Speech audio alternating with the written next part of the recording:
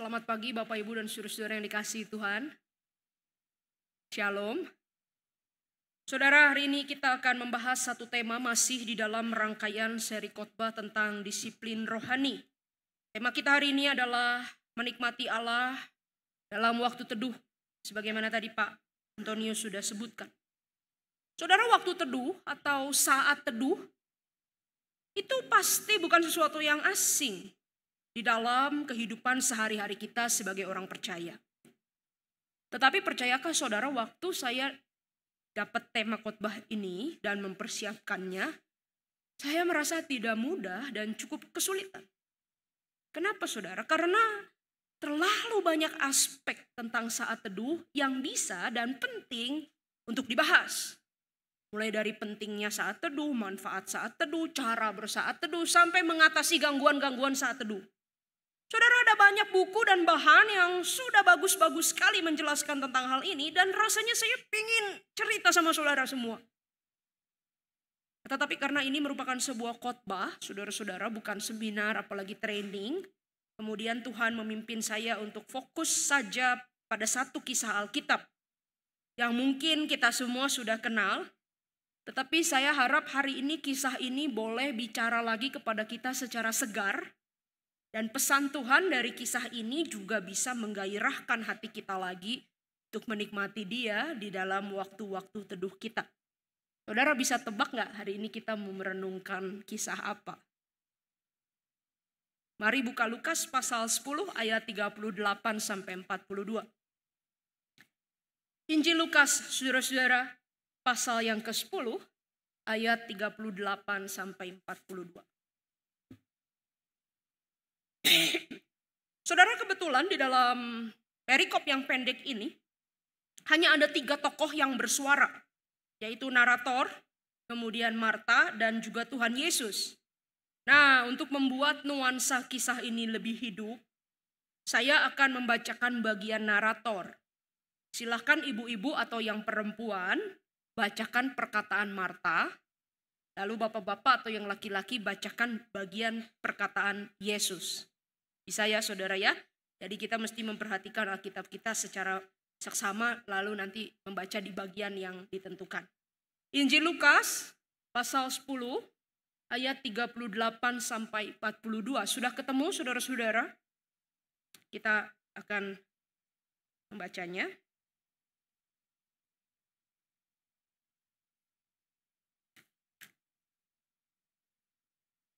Ketika Yesus dan murid-muridnya dalam perjalanan, tibalah dia di sebuah kampung. Nantinya di dalam bagian Alkitab yang lain kita tahu kampung ini namanya Betania, saudara-saudara. Seorang perempuan yang bernama Marta menerima Yesus di rumahnya. Perempuan itu mempunyai seorang saudara yang bernama Maria. Maria ini duduk di dekat kaki Tuhan dan terus mendengarkan perkataannya. Sedangkan Marta sibuk sekali melayani. Marta mendekati Yesus dan berkata, silakan ibu-ibu.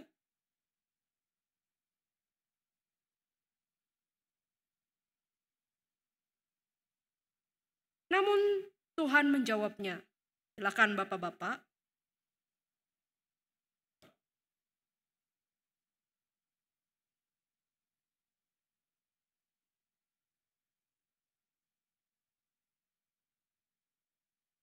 Demikian jauh pembacaan kitab suci, saudara, kita tetap buka Alkitab. Nanti kita lihat ayat ini bersama-sama sambil kita merenungkannya. Bapak, Ibu, dan saudara, pada waktu saya masih kecil, ada satu permainan yang sering saya mainkan bersama dengan teman-teman di sekolah. Itu permainan namanya lomba jadi patung. Saudara tahu permainan itu? Biasanya kita kumpul begitu ya, dengan posisi yang saling bisa melihat satu sama lain, anak-anak. Lalu biasanya dihitung 1, 2, 3, jadi patung. Nah, kalau jadi patung itu dengan pose yang terakhir. Ya, ada yang begini, ada yang begini, begitu ya. Pokoknya jadi patung.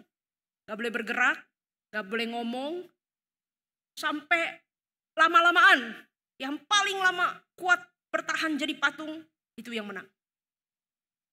Nah saudara, entah kenapa apa saudara? Seberapapun sering kita main, sebagai anak-anak, rasanya sulit sekali untuk diam dan jadi patung untuk waktu yang lama.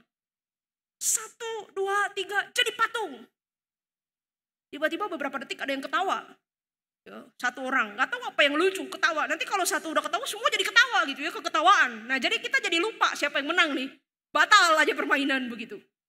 Nah saudara, kalau seperti itu, memang kita menganggap, oh ya seringkali permainan ini memang hanya untuk anak-anak. Dan susah bagi anak-anak. Kenapa? Karena anak-anak pada dasarnya tidak bisa diam. Gak bisa suruh diam jadi patung, gak bisa. Bahkan ada yang bilang kalau anak-anak diam tuh namanya anak sakit. Ya. Kalau anak sehat tidak bisa diam. Tetapi permisi tanya saudara-saudara. Buat Anda dan saya yang sudah tidak anak-anak lagi, kita yang sudah dewasa sekarang, diam dan hening itu gampang apa susah? Apalagi kalau tema kita hari ini, diam dan hening bersama Tuhan. Gampang apa susah? Saudara, menarik sekali ya. Diam atau hening itu kan sesuatu yang sangat sederhana. Siapa aja bisa lakukan, tidak butuh cara. Ya, gimana cara diam? Gak ada ya diem gitu ya. Diam itu effortless kan, kita gak perlu tenaga. Bahkan untuk diam dan hening, kita juga tidak perlu biaya saudara. Beda sekali misalnya dengan pergi ke tempat hiburan, wisata, belanja, makan, minum. Itu kan butuh tenaga banyak, waktu, upaya, biaya. Kalau diem dan hening, itu kan sangat effortless ya. Diem aja gitu, diem, gak ada apa-apa. Tetapi apakah mudah untuk melakukannya? Saudara, bukankah di tengah dunia kita yang bergerak cepat seperti hari ini, diam atau hening itu justru menjadi sesuatu yang sangat mahal, sulit, bahkan sepertinya mustahil untuk dilakukan.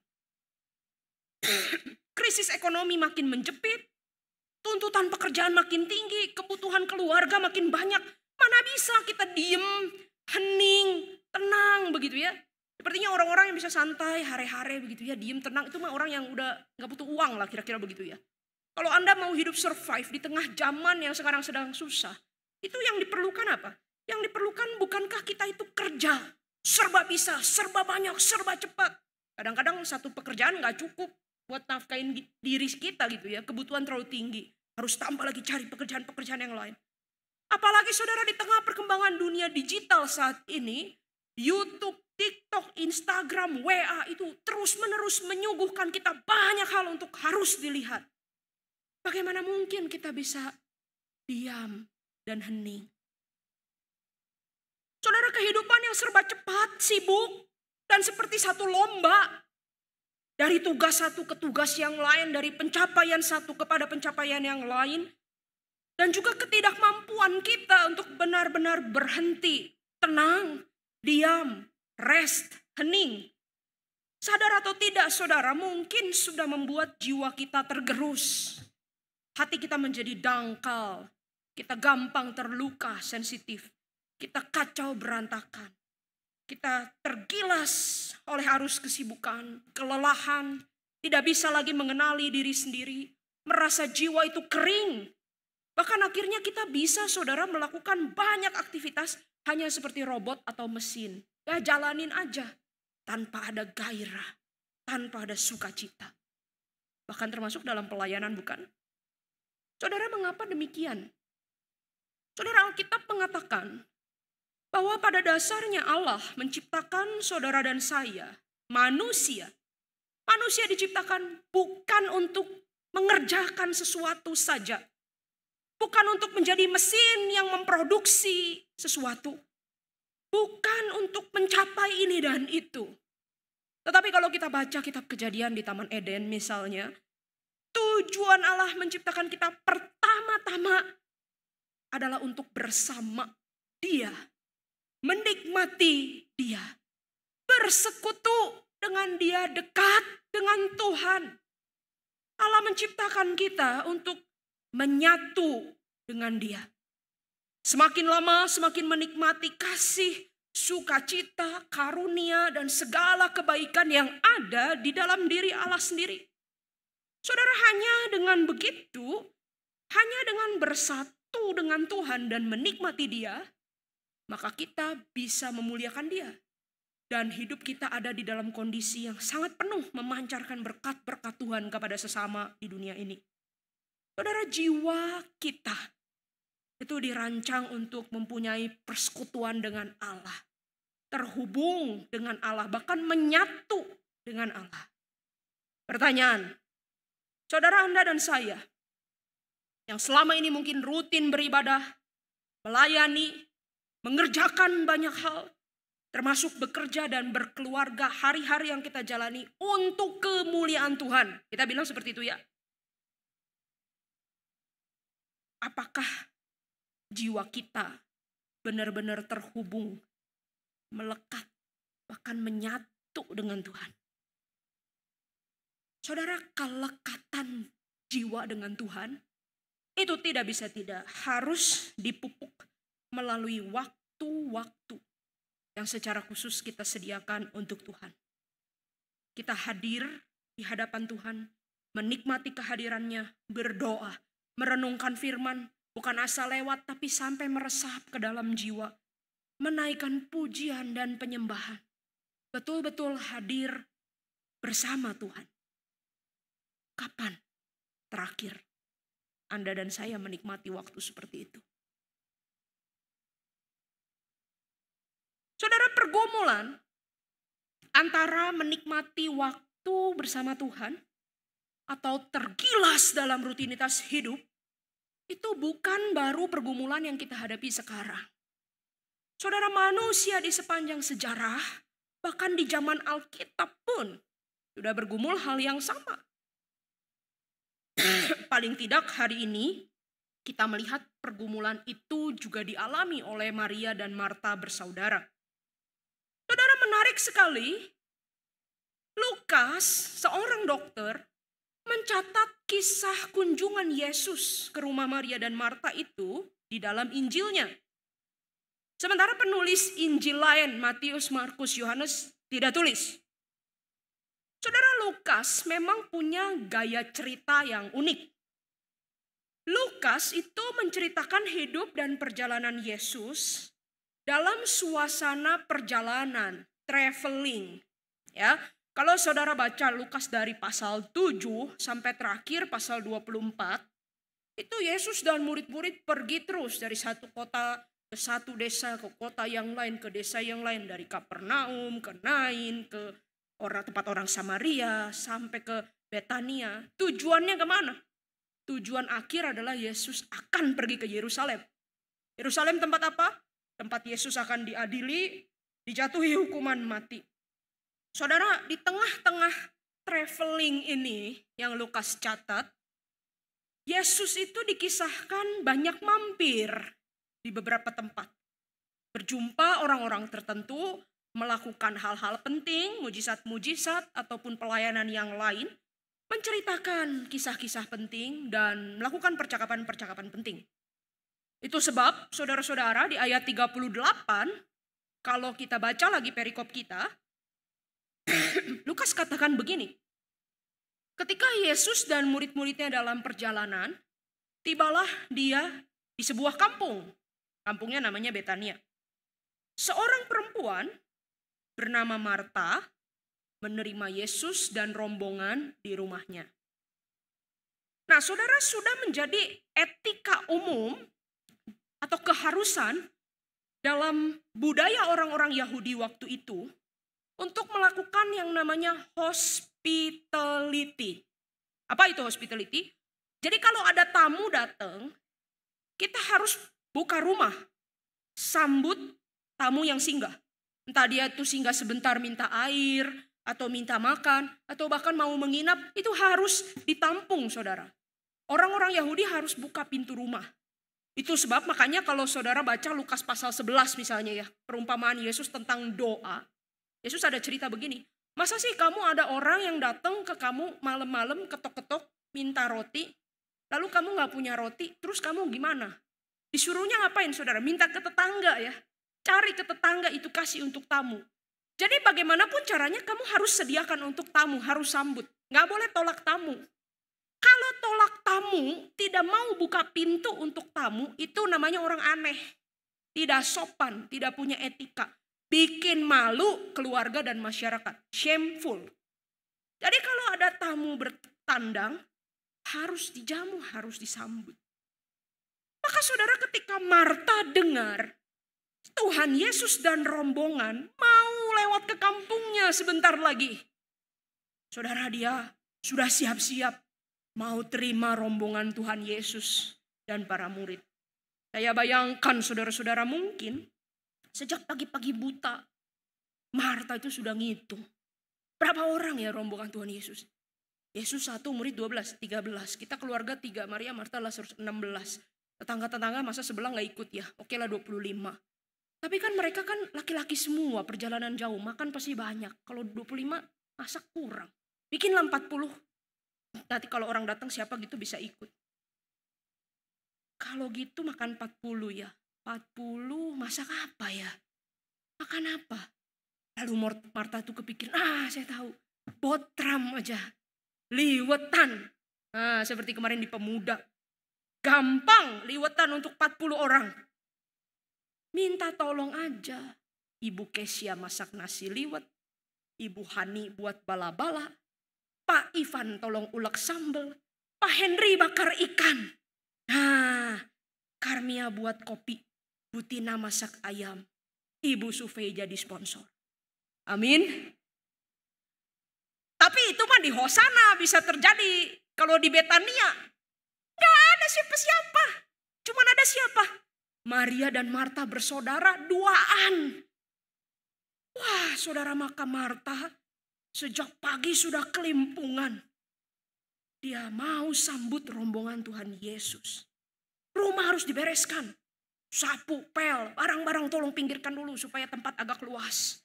Lalu minta tolong Koko, Lazarus, cari daun pisang yang banyak buat alas botram. Lalu Marta sendiri pergi ke pasar Ciroyom. Belanja segala rupa. Beras sudah, telur sudah, minyak sudah, ayam sudah, ikan sudah, bawang merah sudah, bawang putih sudah. Apalagi ya? Kunyit, jahe sudah, sereh sudah, lengkuas, cabai belum. Ke tukang cabai saudara, dinarnya kurang. Harus apa? Nggak ada QRIS, pulang lagi ambil dinar. Balik ke pasar, beli cabai sama bumbu-bumbu yang belum. Tiba-tiba setelah balik ke rumah, hari sudah jelang siang. Saudara, Marta gegas-gegas langsung kupas bawang, potong sayur, rebus dulu sayur, iris cabai, ulek bumbu, bersihkan ikan dari yang baru dibeli itu, ayam dipotong-potong, kasih bumbu kuning, nasi taruh di dandang, kasih air masak. Tiba-tiba dia dengar dari depan, saudara, orang itu sudah rame-rame jalan, kok kayak rame-rame orang kumpul di rumahnya. Wah, Yesus dan para murid sudah datang, aduh cilaka, belum jadi apa-apa ini makanan. Bersyukur ada Lazarus dan Maria yang sudah sambut para tamu di depan pintu. Tamu-tamu sudah dicucikan kaki, sudah duduk rapi di tengah-tengah rumah mereka. Dari dapur saudara, Marta dengar Yesus dan para rombongan itu sudah tertawa-tawa saudara dengan Lazarus, dengan Maria. Marta itu makin sepaneng saudara, dia masa tergesa-gesa, ini harus cepat beres. Saudara, tidak lama kemudian Marta dengar kok suasana jadi tenang. Tadi ketawa-ketawa, sekarang udah sepi. Ternyata Yesus sedang mengajar dan cerita pengalaman pelayanan sebelumnya. Yesus cerita bagaimana dia membangkitkan anak janda di Nain. Yesus cerita bagaimana dia usir roh jahat dari orang gila di Gerasa lalu lempar ke babi. Yesus cerita tentang ajaran-ajaran yang dia sampaikan pada waktu dia juga berkhotbah di bukit-bukit. Yesus cerita tentang perumpamaan orang Samaria yang murah hati yang kemarin pas dia ditanya sama orang Farisi. Saudara, Yesus cerita banyak, mengajar. Dan kita lihat di ayat 39 ada catatan, Maria dikatakan duduk di dekat kaki Tuhan dan terus mendengarkan perkataannya.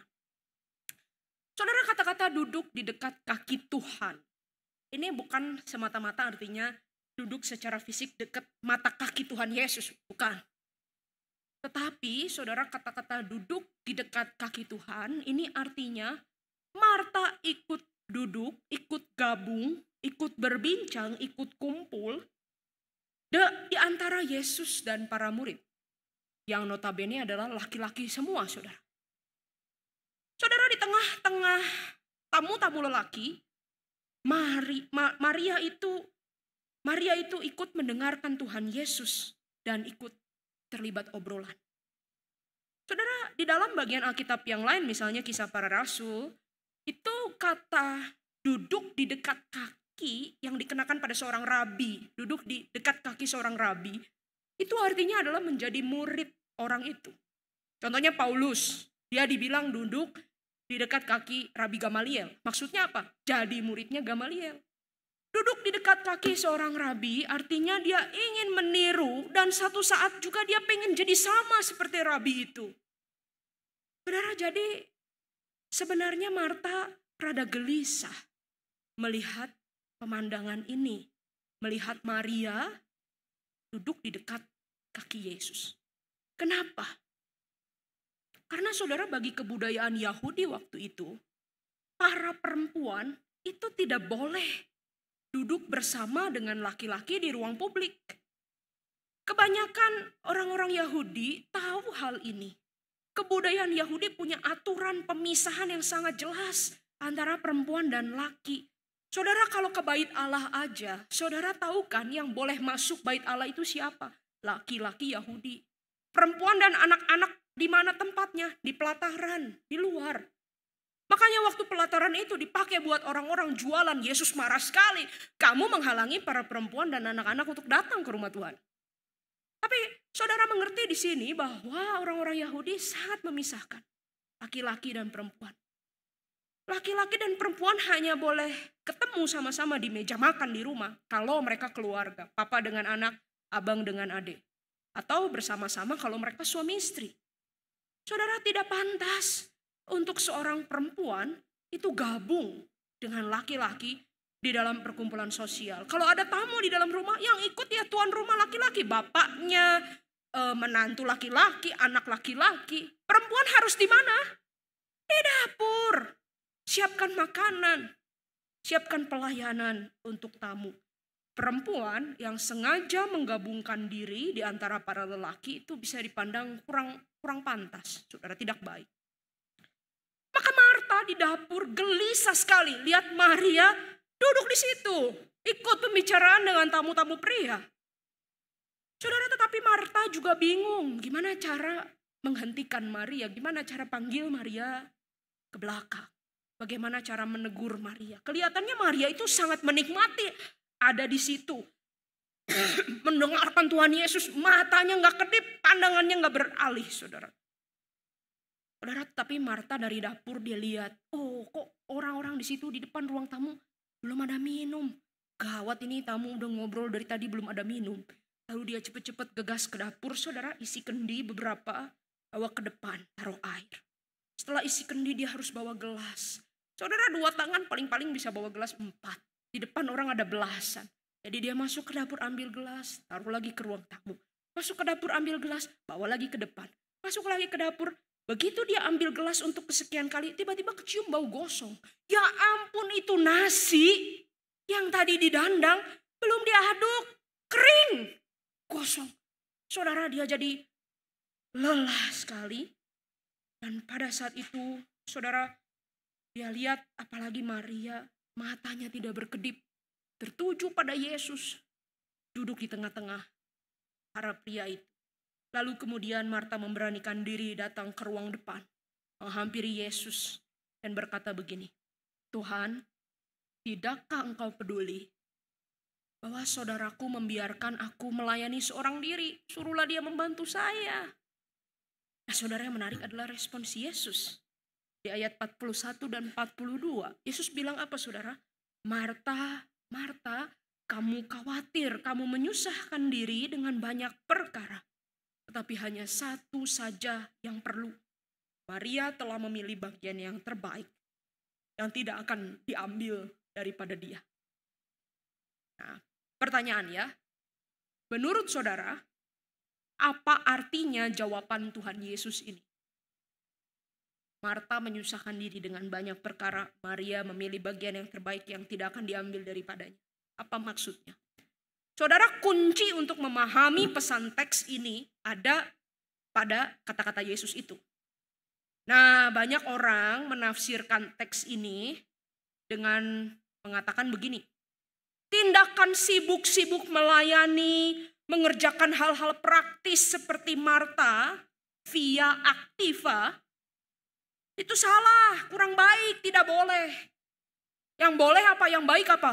Doa, meditasi, baca firman, via kontemplativa. Betulkah begitu, saudara? Atau apakah kalau menurut ajaran GKGW ini ya, bahasa kasihnya Tuhan Yesus itu waktu yang berkualitas, quality time. Dan Yesus kurang suka acts of service, tindakan melayani kurang suka. Jadi gak apa-apa, gak ada makan, gak ada minum, gak apa-apa. Yang penting kamu duduk aja deket-deket dengan saya. Apakah seperti itu, saudara? Saudara, kalau betul begitu ya, melayani tidak bagus, aktivitas tidak boleh. Yang boleh hanya doa, hanya dengar, hanya diem. Coba saudara tebak, bidang apa di Hosana yang masuk surga tingkat paling tinggi? Jawabannya bidang STUJ sama bidang doa pagi. Kenapa? Karena kita cuma disuruh datang, duduk, diem, denger, ikut, nggak ngapa-ngapain kan? Doa ya doa gitu ya. Begitu pulang. Bidang ibadah yang banyak latihan, bidang misi yang pergi jauh-jauh ke Papua, ke Nias, kemana. Bidang pelawatan yang kalau kunjungan tuh dari pagi sampai malam. Masuk surga nggak? Masuk. Tapi levelnya, lantainya lebih rendah lah. Yang doa lebih tinggi. Apakah begitu? Nah, pertanyaan saya nih. Kalau bidang yang tidak ada doanya, tidak ada baca Alkitabnya. Senam pagi. Ya. Muay Thai, badminton, masuk surga nggak? Nggak ada doa loh, nggak ada baca Alkitab. Saudara, saya rasa teks ini bukan sedang mengatakan doa dan baca firman itu baik, hanya boleh itu saja. Sementara melayani Tuhan, beraktivitas pelayanan itu buruk dan salah. Bukan, saudara, bukan. Bukankah persis di perikop sebelumnya perumpamaan orang Samaria yang murah hati? Tuhan Yesus secara jelas mengecam para imam dan ahli Taurat yang kerjanya cuma ibadah dan baca Taurat, tapi gak nolong. Itu ada orang sakit setengah mati sekarat, kamu gak nolong. Yang dipuji siapa? Orang Samaria yang angkat dia bawa ke hotel sembuhkan luka, tindakan melayani. Saudara, maka di dalam teks ini bukan Yesus sedang berkata kita gak boleh pelayanan, gak boleh kerja, semua orang duduk tenang berdoa. Bukan. Tetapi saudara, saya yakin ketika Marta gusar, bahkan terjemahan Alkitab dalam bahasa Mandarin, ini kata Bu Yeni, saya emang gak bisa bahasa Mandarin ya. Hatinya tercabik-cabik, saudara. Hatinya tercabik-cabik. Lalu Marta itu minta Yesus tegur saudaranya Maria. Lalu Yesus itu berkata, Marta, kamu menyusahkan diri dengan banyak perkara. Saudara, yang dimaksud di sini bukan hanya kesibukan Marta. Gak boleh kerja, gak boleh dapur, gak boleh. Bukan hanya makanan yang gosong yang dikritik Yesus atau tindakan penyambutan yang kurang memenuhi standar. Bukan. Yang menggelisahkan Marta, yang begitu menawan, membelenggu hatinya, saudara, itu adalah nilai-nilai budaya waktu itu. Marta lebih terperangkap dengan nilai-nilai budaya waktu itu. Yang mengatakan bahwa perempuan tidak boleh duduk dekat laki-laki. Perempuan hanya di dapur. Dan dia gelisah, kenapa? Karena Maria, kamu sudah langgar batas norma sosial. Kamu sudah langgar batas norma budaya yang penting ini. Saudara, tetapi Yesus justru secara menarik mengajar sesuatu yang penting. Yesus katakan Maria telah memilih bagian yang terbaik yang tidak akan diambil daripadanya. Saudara, maksudnya apa? Saudara, kita perlu mengerti bahwa Injil Lukas adalah satu-satunya Injil yang secara berulang kali menunjukkan bahwa kedatangan Yesus di dalam dunia itu menembus batas-batas sosial dan budaya. Lukas menunjukkan bahwa Yesus, Allah, pencipta alam semesta itu, tertarik kepada orang-orang miskin, orang-orang sakit, orang-orang lemah, orang-orang yang terpinggirkan, para perempuan, para janda, anak-anak kecil, bahkan orang-orang yang asing bukan Yahudi. Yesus memberikan bagian yang terbaik kepada setiap orang yang dia jumpai. Apa bagian yang terbaik itu? Dirinya sendiri, saudara. Kehadirannya, cinta kasihnya, damai sejahtera, keselamatan, bahkan tubuh dan darahnya yang akan dia curahkan di Golgota untuk menebus orang-orang berdosa. Yesus mau menunjukkan bahwa bukan Maria yang pertama-tama melanggar batas sosial, tetapi Yesus sendiri. Dia Allah yang sengaja mau datang ke dalam dunia. Dia justru melampaui batas-batas budaya dan sosial. Kenapa? Karena kasihnya melampaui segala batas dan perbedaan. Karena Tuhan Yesus ingin mencurahkan kasih kepada Anda dan saya. Saudara, hari ini mungkin kita tidak terperangkap dengan budaya laki-laki dan perempuan yang begitu ketat terpisah seperti pada waktu Maria dan Marta. Sekarang perempuan boleh ke gereja, boleh melayani, boleh jadi pemimpin negara. Ya, maju saudara sekarang. Tetapi budaya hari ini kita diperhadapkan pada budaya lain yang mungkin sangat bertentangan dengan nilai Injil. Apa itu? Salah satunya adalah budaya kesibukan. Dunia seperti seolah-olah memaksa kita untuk terus bergerak, produktif, kerja keras, kerja cepat, dan tidak pernah berhenti. Kalau misalnya ya, kita melihat ada orang kerja sehari 10 jam. Lalu saudara sehari kerja cuma 3 jam. Saudara bisa rasa apa? Saudara bisa rasa kayak, kok saya males amat. Kayak begini amat ya. Kok kayaknya pengen hidup seperti dia itu bagus. Kalau ada orang umur 30 ya, udah punya rumah, mobil, deposito segini. Lalu kita umur 30, aduh belum apa-apa. Kita merasa kayak ketinggalan gitu ya. Saya kok lambat amat hidup ini. Ada yang salah dengan diri saya. Nah, saudara, dunia seperti seolah-olah memaksa kita menilai diri sendiri dan orang lain berdasarkan apa? Apa yang dipunya, apa yang dicapai, apa yang diperbuat, apa yang dimampu. Saudara, ini sangat bertentangan dengan Injil. Injil Kristus berbeda sekali dengan budaya dunia. Injil berkata apa? Bahwa Anda dan saya berharga, bernilai. Bukan karena apa yang kita punya. Bukan karena apa yang kita buat. Bukan karena apa yang kita capai. Injil berkata bahwa Yesus Kristus mengasihi kita apa adanya. Bahkan waktu kita masih berdosa. Injil menyatakan bahwa Yesus Kristus, Allah yang agung itu, pencipta alam semesta dan segala isinya. Dia mau datang ke tempat orang-orang kecil.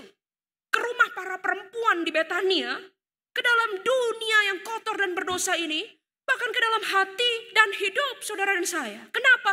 Karena Tuhan rindu kita.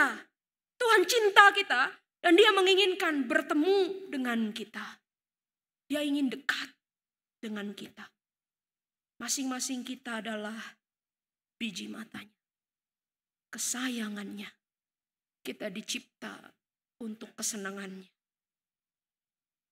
Saudara, pertanyaan, kalau Tuhan Yesus begitu rindu Anda dan saya, ingin ketemu kita, bahkan dia mencari dan mengejar kita sampai datang ke dalam dunia yang berdosa, bahkan sampai ke Golgota. Apakah kita juga sungguh-sungguh menginginkan Tuhan Yesus di dalam hati kita? Apakah kita juga sungguh mau menyambut dia sebagai bagian yang terbaik? Apakah kita juga mau meluangkan waktu dan memberi diri ketemu dia setiap hari? Saudara, setiap hari adalah kesempatan baru yang Tuhan beri untuk kita jalani bersama Dia. Alangkah indah kalau kita mengawali hari dengan memberi waktu bersama Tuhan. Baik sendiri maupun sama pasangan, sama anak-anak. Kita bisa merenungkan firman dari kitab suci. Kita bisa berdoa, mohon hikmat dari Tuhan untuk menjalani sepanjang hari. Lalu nanti malam kita juga berikan lagi waktu untuk Tuhan. Merenungkan perjalanan hidup kita hari ini. Bersyukur untuk pimpinan Tuhan, mengakui segala kelalaian kita. Mohon hikmat lagi untuk hari besok. Sangat indah kalau kita meluangkan waktu buat Tuhan. Tapi saudara, masalah waktu teduh, saat teduh, itu pertama-tama bukan soal metode. Jam berapa? Mesti berapa menit? Urutannya ngapain? Oh, doa pembukaan, baca Alkitab. Baca Alkitabnya dari mana? Kejadian dulu atau Matius dulu? Lalu pakai renungan gak? Nah, renungan yang bagus renungan apa? Nanti habis renungan catat, apa yang harus dicatat? Nah, habis itu doa tutup lagi. Nah, saudara, saat teduh bukan soal metode. Tapi yang paling mendasar, adakah hati kita rindu ketemu Tuhan? Here I am, oh Lord. Karena Dia sudah lebih dulu rindu cari saudara dan saya. Bahkan menembus segala batas dan kemustahilan.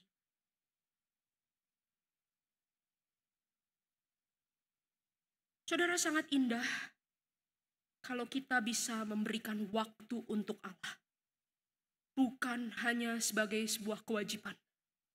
Tapi kita sadar saya mau ketemu pribadi yang sangat rindu saya. Pribadi yang sangat cinta saya. Pribadi yang segala-galanya untuk saya. Waktu-waktu teduh seperti ini akan menyatukan jiwa kita dengan Kristus. Waktu-waktu seperti ini akan memberikan kita kekuatan.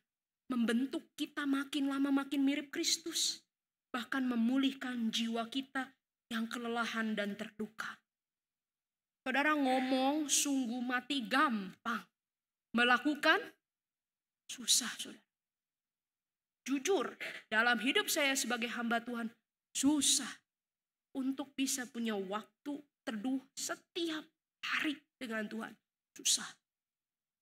Saudara, sebagai seorang yang sekolah Alkitab, S1, S2, S3, saudara baca Alkitab itu kadang mirip-mirip baca buku pelajaran, saudara. Begitu baca saya langsung kepikir teori ini, buku ini. Saudara, gak gampang untuk tenangkan hati dan membiarkan firman itu bicara secara plain, menyentuh hati saya. Gak gampang.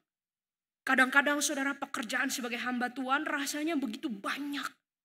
Oh, saya masih mau melakukan ini, melakukan itu. Saya sudah janji sama orang itu, saya belum follow up. Ada chat yang saya belum balas. Wah, si itu sakit. Wah, teman-teman sudah besuk, saya belum. Saudara, kadang-kadang tidak gampang, tidak mudah, saudara. Untuk bisa bilang bahwa saat teduh itu adalah prioritas. Jangan saudara pikir hamba Tuhan itu luxury gitu ya, kerjanya cuma meditasi gitu. Enggak, sungguh mati susah, saudara. Kalau saya tidak disiplin, juga tidak diingatkan sama rekan-rekan yang lain ya. Ayo jangan teng-teingan gitu, jangan terlalu teing gitu, kudu ada istirahat ya. Pernah tua Herlan tuh suka kadang-kadang tegur saya. Kalau kerja terus tidak ada sabat itu namanya anak iblis katanya. Waduh, saya dibilang anak iblis, saudara ya. Jadi tapi juga saya jadi sadar, oh ya tidak boleh ya. Kalau anak Tuhan harus istirahat ya. Yang tidak istirahat itu anak iblis ya. Jadi kalau anak Tuhan harus doa saat teduh gitu ya. Harus ada waktu dengan Tuhan. Tidak gampang.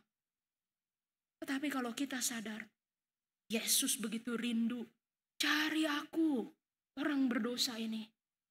Masa sih aku gak mau kasih waktu untuk Yesus? Ketika Yesus bahkan rela datang dari surga ke dunia, masuk dalam hidup Anda dan saya. Bahkan Dia selalu menantikan kita di setiap hari baru. Maukah saudara dan saya juga menyediakan waktu-waktu teduh secara teratur dan menikmati kebersamaan dengan Dia? Maukah kita bilang, aku mau Engkau jadi bagian hidupku yang terbaik, bagian hidupku yang tidak pernah hilang dan berlalu? Mau, saudara? Mari kita ambil waktu tenang di hadapan Tuhan.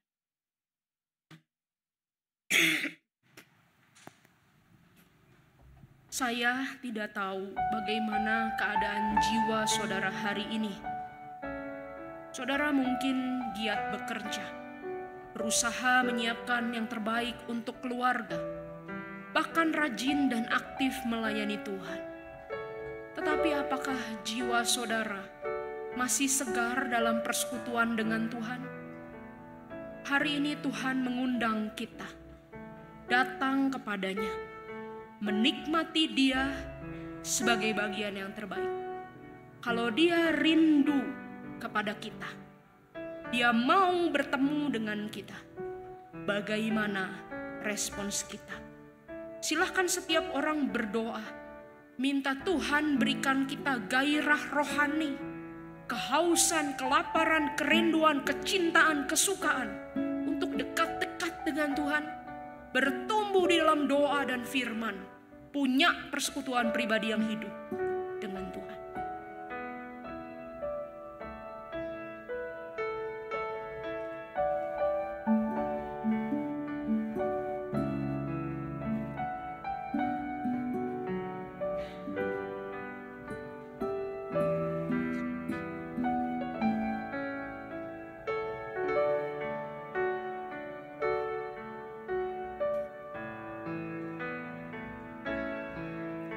Satu hal yang ku rindukan, ya Tuhan, selalu berada di dekat-Mu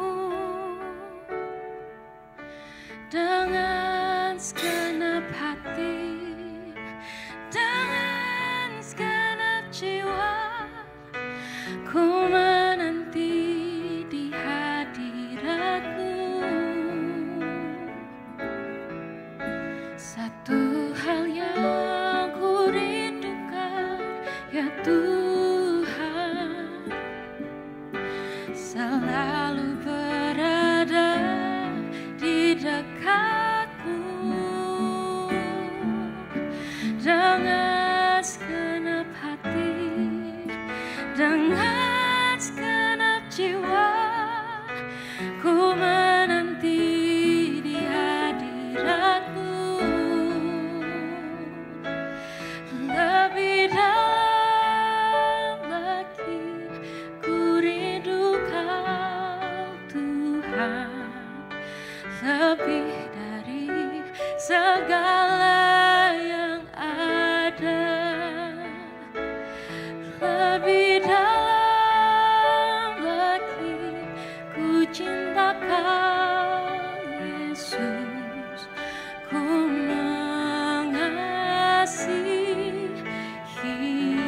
Saya mengajak kita semua menyanyikan pujian ini dari hati kita sebagai doa kepada Tuhan. Satu hal yang ku rindukan, ya Tuhan,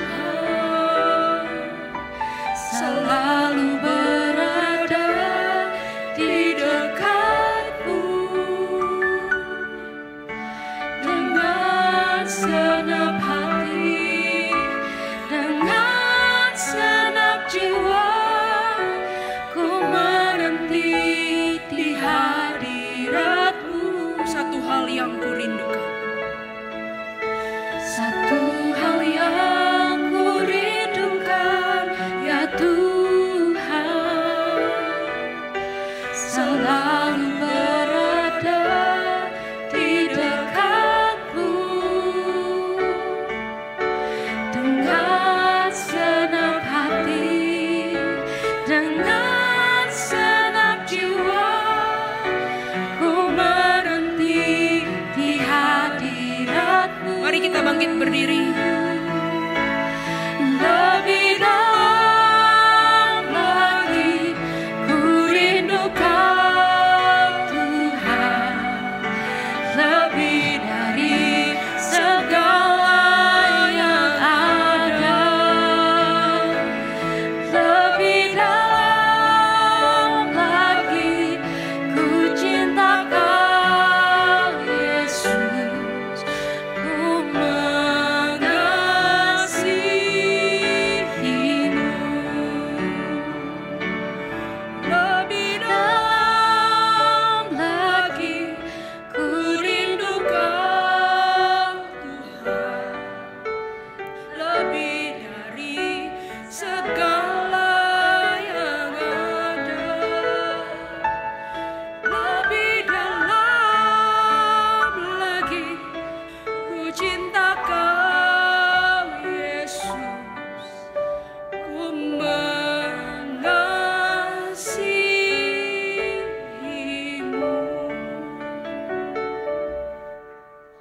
Seberapapun kami bilang kami rindu dan cinta kepada Tuhan, itu semua hanya karena Tuhan lebih dahulu rindu dan cinta kepada kami.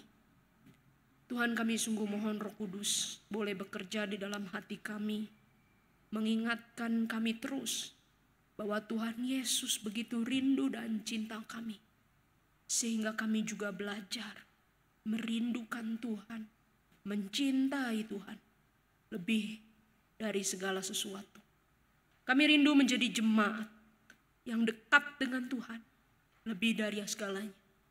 Kiranya Tuhan boleh menolong kami. Di dalam nama Tuhan Yesus kami berdoa. Amin. Tuhan mengasihi kita semua.